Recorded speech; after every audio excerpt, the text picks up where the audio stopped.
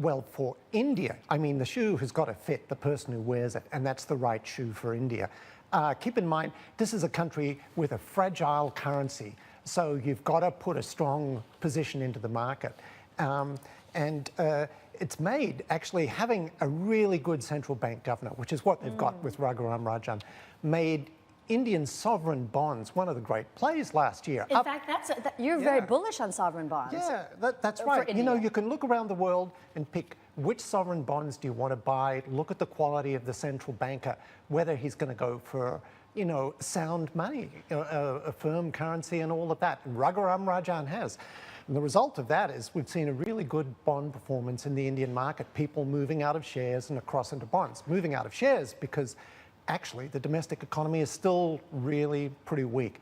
I know they have a strong GDP number, but it seems disconnected. Because they're tracking at around 7.5%, 7.6%. Yeah, but industrial production struggles to get back up to 3 to 4%, and that's the one that people watch as a broad benchmark. So the shares in India aren't doing so well right now. The big industrial companies are struggling to get growth. They're mired with too much debt.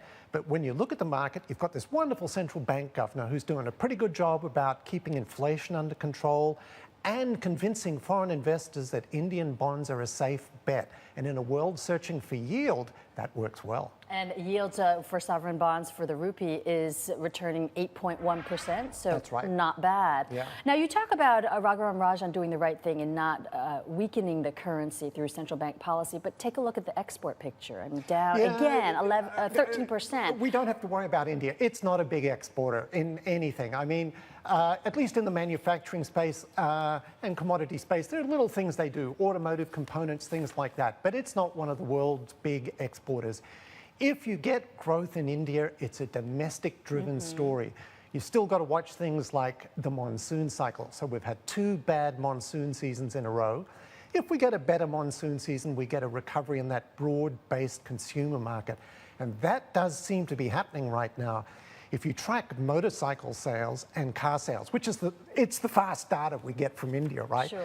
These both have been heading back up for 3 or 4 months now. So we're getting a recovery in the urban consumer market, and we're starting to get a recovery in the rural, which is the big one, the rural consumer market. Let's talk about what you're seeing in terms of domestic demand in China, because when you look at China, you say look at the old China and the new China. That's right. What exactly do you mean by that? Okay, the old China is the China we all grew up with for the last 30 years. It was this massive manufacturing place, manufacturing for the domestic market, manufacturing for exporters. It changed the way the world manufacturing sector works. It is now the world's largest exporter of manufacturing goods. So that's part of the old China we know. Also part of the old China we know is this massive building of construction, both infrastructure and particularly housing, and that led to a decade-long surge in demand for coal and iron ore. Both those sectors are clearly struggling. They've been struggling for 2 years. Overcapacity, too many factories, too much construction equipment, too many loans out into these sectors, and we need to see consolidation go on, and that's the old China. It's clearest when you look at the GDP growth numbers for this area. Real GDP growth in the manufacturing and construction sectors is still about 5 to 6%. But the current growth, you know, the value growth in these areas is down under 1%. And this is a collapse in prices going on. So that's the old China. It's struggling. The new China is really about consumers, where the growth seems to be pretty good. Real growth in the consumer sector seems to be around 5 to 6%.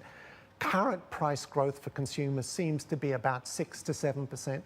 And it's the services sector, which last year became the biggest sector of the economy. And of course, in there, you've got the whole e-commerce buzz.